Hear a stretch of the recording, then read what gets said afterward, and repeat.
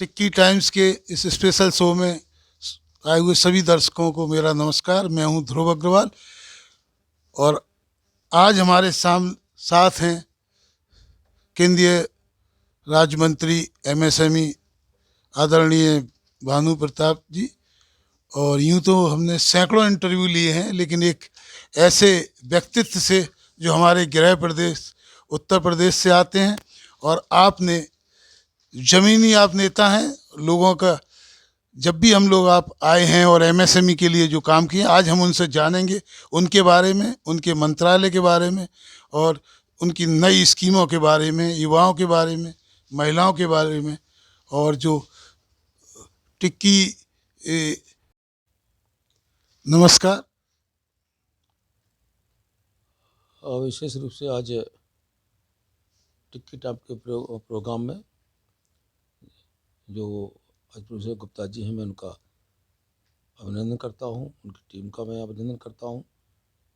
विशेष रूप से आज आपने जो एमएसएमई मंत्रालय की बात कही है, सूक्ष्म लघु और मध्यम उद्यम मंत्रालय, micro small and medium enterprises, ये ऐसा मंत्रालय है कि जो छोटे से छोटे लोगों की सहायता कर रहा है।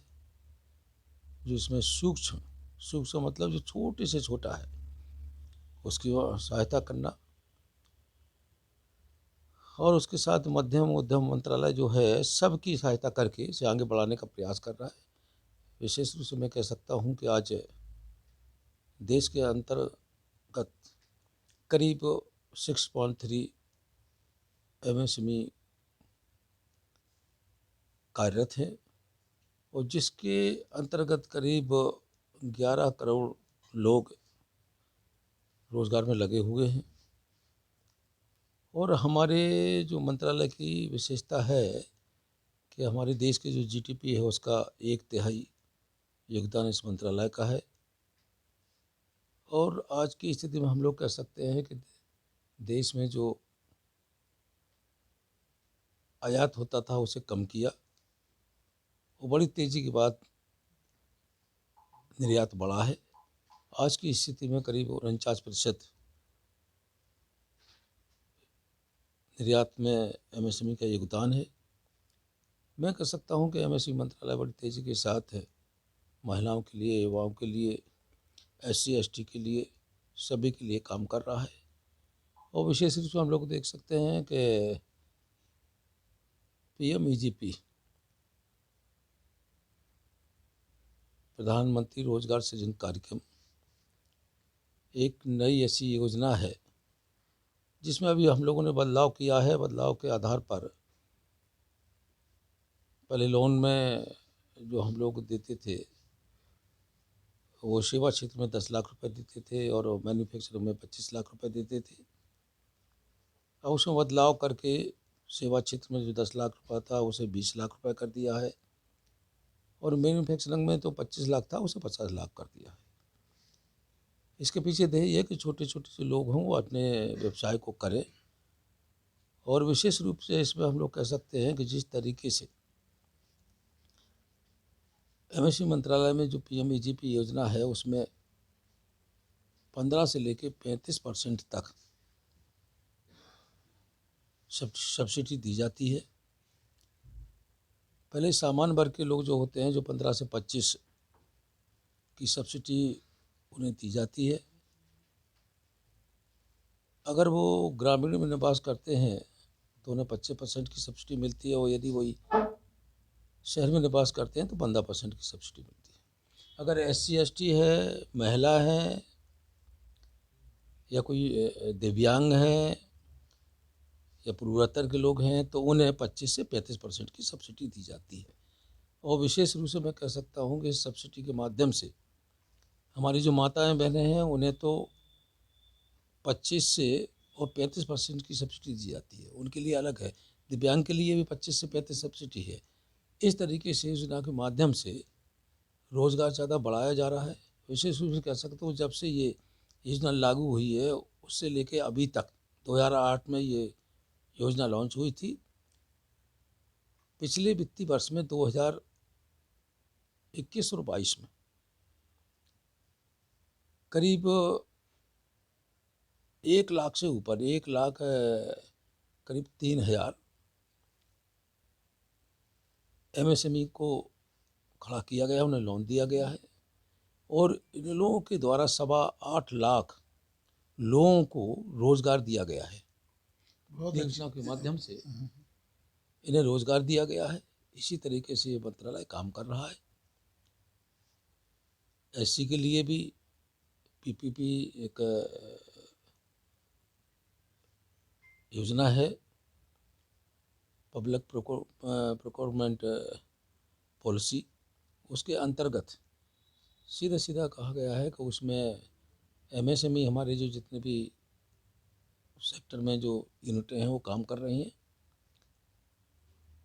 उसमें से जो हमारी छोटी यूनिटें हैं जिनका रजिस्ट्रेशन MSME में है, उनकी खरीद का करीब 25% जो भी सरकारी माल खरीदा जाएगा, या हमारे PSU हो, अन्य विभाग हों, तो उन्हें 25% वो खरीदेंगे। और विशेष रूप से 25% में 4% SC ST के लिए है और 3% महिलाओं के लिए है। उनके लिए फिक्स कर दिया गया कि इतना तो इन्हें खरीद नहीं पड़ेगा, सारी चीज़ पड़ेगी। इस तरीके से योजनाओं के माध्यम से ये काम मंत्रालय का चल रहा है।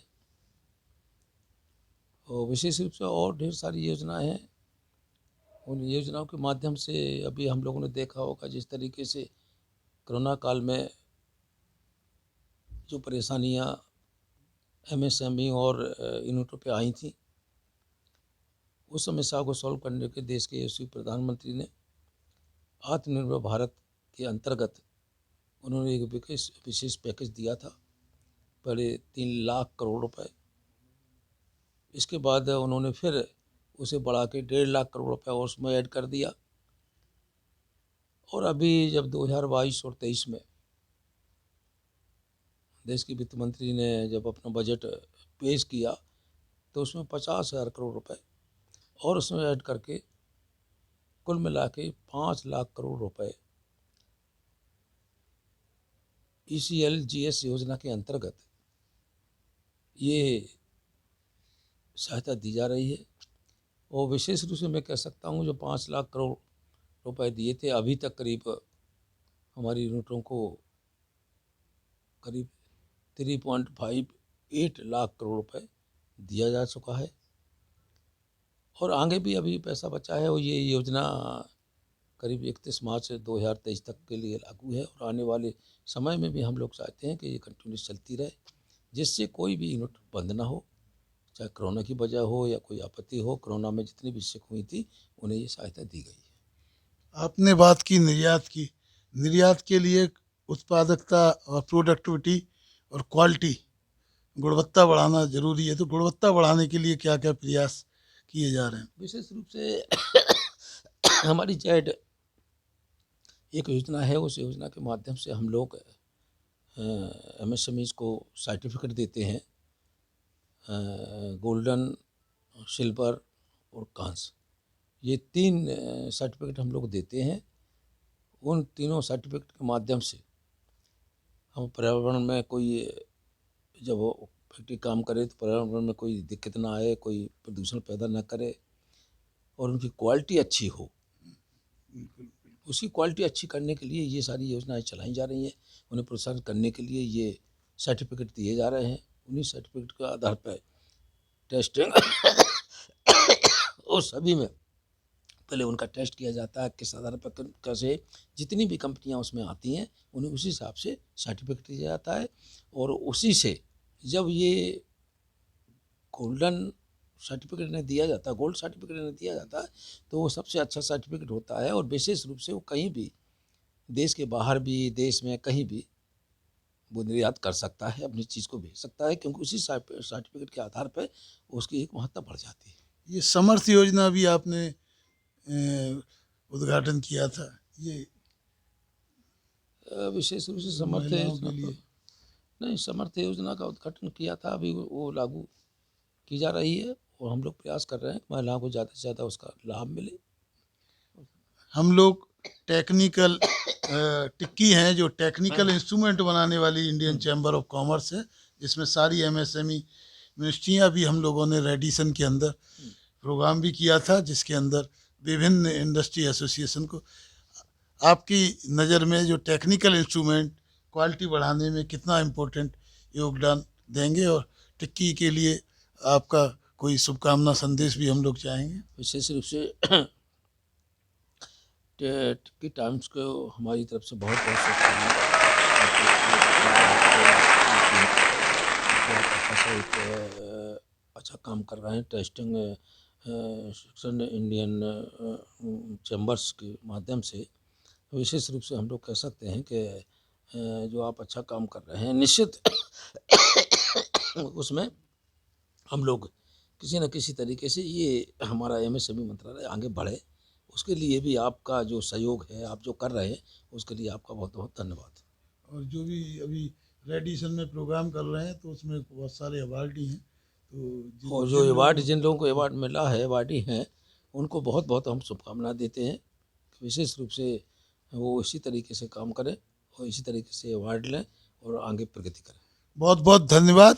हमने जाना एमएसएमई की स्कीमों के बारे में, मंत्रालय के और बारे में, जो महिलाओं के लिए, युवाओं के लिए, एक्सपोर्ट के लिए, क्वालिटी के लिए, और जो मंत्रालय इतना अच्छा काम कर रहा है, और पर्टिकुलरली जो मंत्री जी, भानु जी, जो कि हम देख रहे हैं कि रात के 9 बजे पहुँचे या 10 बजे पहुँचे, किसी भी काम के लिए आप हर समय रेडी होते हैं। हमें बहुत उम्मीद है फिर मिलेंगे आपसे और जानेंगे एमएसएमई के बारे में, देश के विकास के बारे में, युवाओं के बारे में, महिलाओं। बहुत बहुत धन्यवाद। नमस्कार।